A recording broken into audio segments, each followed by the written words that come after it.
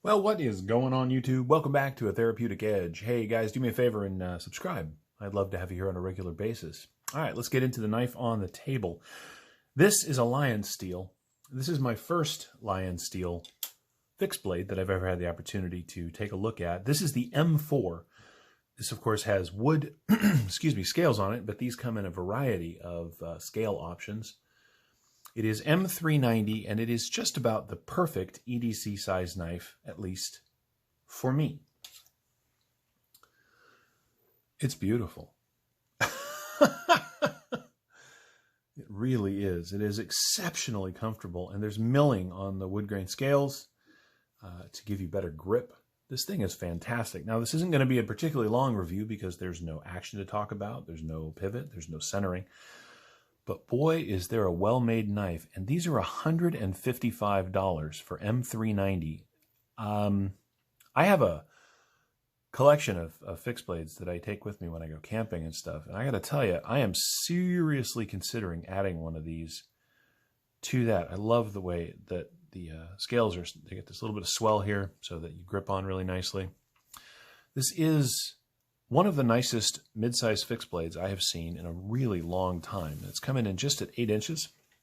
Comes with a beautiful sheath if you're into leather. Now, I, of course, would have a Kydex sheath made for this almost immediately. But look at this. It is really well done. Let's take a look at how it sits in the sheath. Nice retention. Get that thing all the way down there.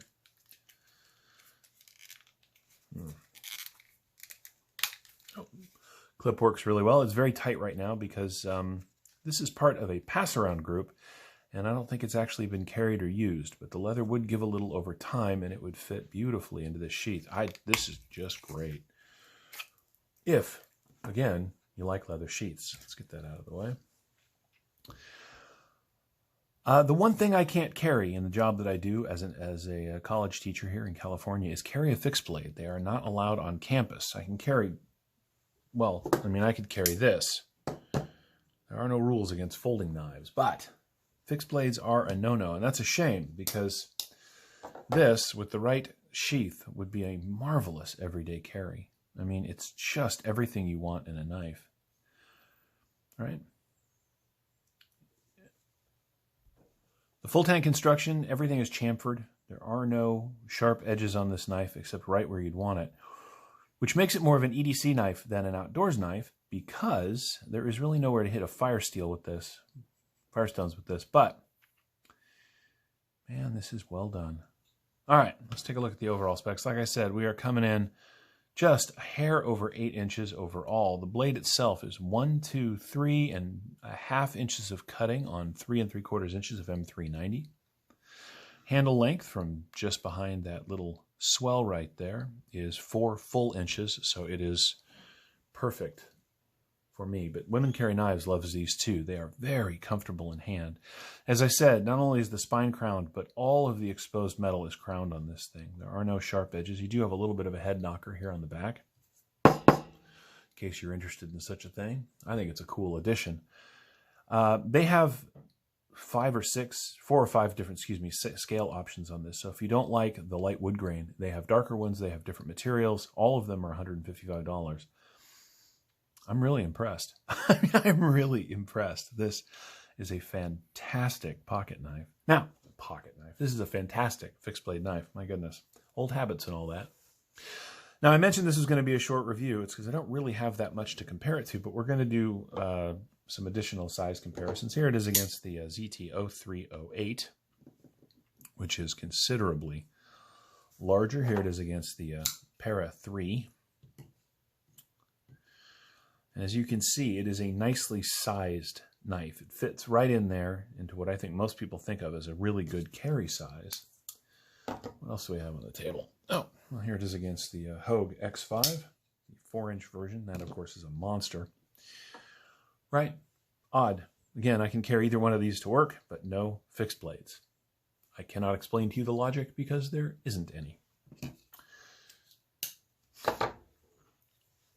A fixed blade is, well, a fixed blade's a little bit like a long gun. Folding knives are awesome, But if you know you're going to be cutting all day long, if you know that you need something that's never going to fail you, then a fixed blade is definitely the direction to go in. I love collecting folding knives. I think the art and science behind them is beautiful.